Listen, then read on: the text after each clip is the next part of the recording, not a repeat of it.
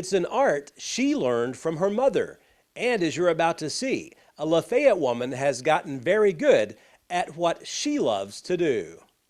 It's called a twisted sampler. Of course, they're all star blocks and they're all somewhat different. The color scheme, I did this one was a block of the month, and quilters know what that is, but the twisted part is where they actually set it together, and these are actual squares, but they're kind of set on a diamond. Lafayette's Donna Patterson shows me several of the handmade quilts she's finished over the years.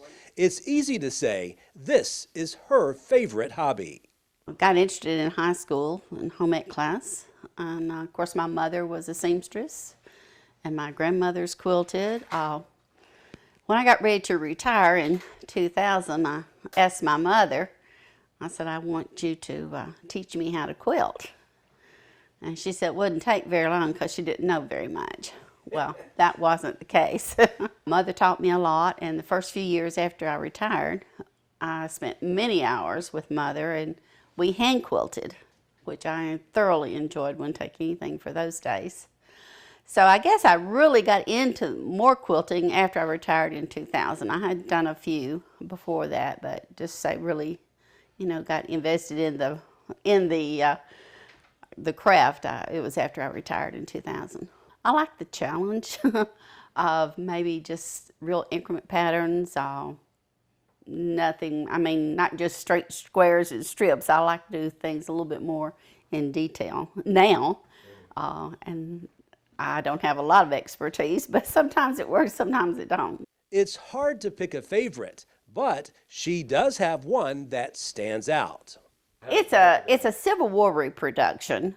The first one was made, I believe, by Jane Steekel is the name that they discovered. Very few survived the Civil War, and it was a reproduction of that.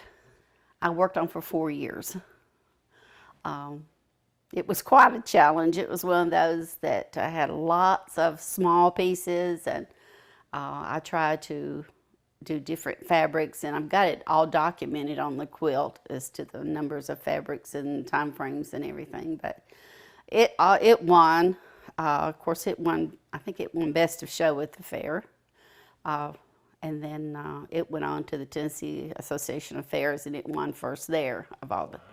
So and I had it in some other shows, and it also won ribbons. For one thing, it's good therapy. Sometimes life just gets stressful and you need something to de-stress with, and to me that works. I can just totally lose thoughts of other things while I quilt, so it's good therapy. Donna says she plans on quilting as long as her health permits.